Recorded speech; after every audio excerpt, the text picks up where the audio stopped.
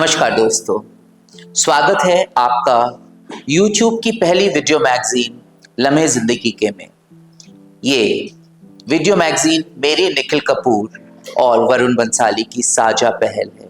आपके पास कुछ कला, कुछ साहित्य और कुछ जीवन के अनछुए, अनकहे पहलुओं के बारे में बात करते हुए इस मैगजीन में हम बहुत सी ऐसी चीजें करने जा रहे हैं जो आपको कहीं ना कहीं छुएंगी, कहीं ना कहीं आपको जीवन के और करीब लाएंगी और कहीं ना कहीं आपकी बहुत सारी समस्याओं का हल भी देंगी, क्योंकि जीवन कला के अलावा और कुछ भी नहीं है। तो इस मैगजीन का एक हिस्सा है किताबें पढ़ी अनपढ़ी। जी हाँ, किताबें पढ़ी अनपढ़ी, जिसमें हम नए पुराने बहुत से लेखकों की किताबों के बारे में बात करेंगे। तो आज जिस पुस्तक के बारे में मैं बात करने जा रहा हूं, पिछले महीने मैंने इस पुस्तक को फेसबुक पेज पर देखा। पुस्तक का नाम था स्त्री और प्रेम। बहुत सिंपल सा नाम है, क्योंकि जब भी हम बात करते हैं स्त्री की, प्रेम साथ में खुद ब खुद चला आता है। पुस्तक ऑर्डर करी, आ गई।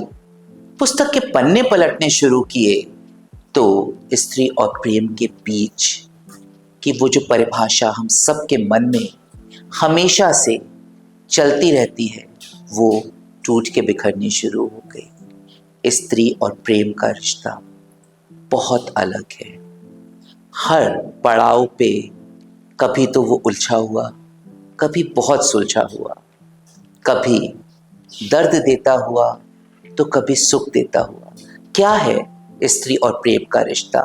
आइए डॉक्टर नीलिमा पांडे की इस पुस्तक स्त्री और प्रेम के बारे में आज बात करते हैं। स्त्रियां बहुत सशक्त होती हैं, ये बात पुरुषों से ज्यादा स्त्रियों को समझने की आवश्यकता है। इससे ज्यादा इस पुस्तक के बारे में और कुछ नहीं लिखा जा सकता। विचार करने का एक क्षण, व्यक्त करने को अंजुरी पर शब्द और पढ़ने को एक गहरी सांस, यही है ये पुस्तक। लोग करते हैं प्रेम के विषय में बातें, प्रवचन और बहस। एक स्त्री ने कुछ कहा नहीं किसी से प्रेम के विषय में, बस जी लिया प्रेम में। नीलिमा जी ने फिर कुछ कह दिया।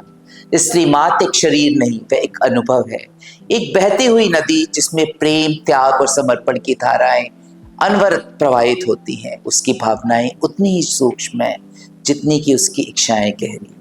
उसके लिए प्रेम भावना नहीं, जीवन का आधार है। रूठ जाती हैं स्त्रियां अक्सर इसलिए कि उन्हें मनाने के बहाने ही थोड़ा सा प्रेम मिल जाए। सच्चाई के अलावा और क्या है? डॉक्टर नीलिमा पांडे की पुस्तक स्त्री और प्रेम, प्रेम के उन्हीं अनछुए रंगों को शब्दों में पिरोने का एक अद्भुत प्रयास है। इस संकलन की क्षणिकाएं एक क्षणिक अनुभूति को व्यापक तरीके से लयबद्ध करती हैं। डॉक्टर नीलिमा पांडे की पुस्तक स्त्री और प्रेम, प्रेम के उन्हीं अनछुए रंगों को शब्दों में पिरोने का एक अद्भुत प्रयास है। इस संकलन की क्षणिकाएं एक क्षण की अनुभूति को व्यापक प्रभाव के साथ लयबद्ध करती है। लेखिका ने अपने जीवन सत्यों और अनुभवों को क्षणिकाओं में कुछ इस तरह से गढ़ा है कि हर शब्द में एक स्त्री का संपूर्ण जीवन दिखाई देता है। सुनिएगा। अर्थ को समझते समझते अतः अंत पर ई का प्रत्यय लग गया। जब तक प्रत्यय युक्त अर्थ समझ में आया, अर्थ ही उठ गई। बहुत ही सिंपल मगर बहुत ही कूल लाइन। स्त्री और प्रेम के विविध रंग। नीलिमा जी की लेखनी में स्त्री मात्र किसी के लिए प्रेम करने वाली नहीं, बल्कि प्रेम में स्वयं को खोजने वाली शक्ति है। उसके शब्दों में प्रेम एक परिभाषा नहीं है, बल्कि एक सतत प्रवाह है, कभी लहरों की तरह चंचल तो कभी गहरे समुद्र की तरह मौन। उनकी कविताएं प्रेम की विभिन्न अवस्थाओं को इस तरह से दर्शाती हैं कि पाठक को हर पंक्ति में अपना अक्स दिखाई देने लगता है। जैसे भीतर से टूटी औरतों ने हमेशा ही स्वयं को बाहर से संवार कर रखा है। एक और सच्चाई, प्रेम, पीड़ा और अभिलाषा की प्रतिध्वनि, यह संकलन केवल स्त्री मन की कोमलता को नहीं उकेरता, बल्कि उसके अंतर्द्वंद, उसकी आकांक्षाओं और उसकी चुप्पियों को भी एक आवाज देता है। फिर कुछ पंक्तियां हैं। हवेलियों ने रानियों के झांझरों की आवाजें सुनी, हवेलियों ने रानियों के झांझरों की आवाजें सुनी, किंतु उनकी चीखें किसी ने भी नहीं सुनी। जब वह प्रेम में होती है तो खुद को खोकर भी खुद को पा लेती है, और जब प्रेम छूट जाता है तो समेटती भी है, बिखरती भी है, लेकिन फिर भी कहीं ना कहीं अपने भीतर प्रेम को बचा कर रखती है। यही स्त्री है। इसलिए नीलिमा जी कहती हैं, प्रेम में पड़ी लड़की के ओंठ सूख जाते हैं, उसे ये तक पता नहीं चलता कि उसे प्यास लगी है। जी हाँ, यही इस संकलन की सबसे बड़ी विशेषता है। ये ना केवल प्रेम के मधुर स्वरूप को प्रस्तुत करती है, बल्कि उसकी कसक, उसकी तपिश और उसकी अनुगूंज को भी महसूस कराती है।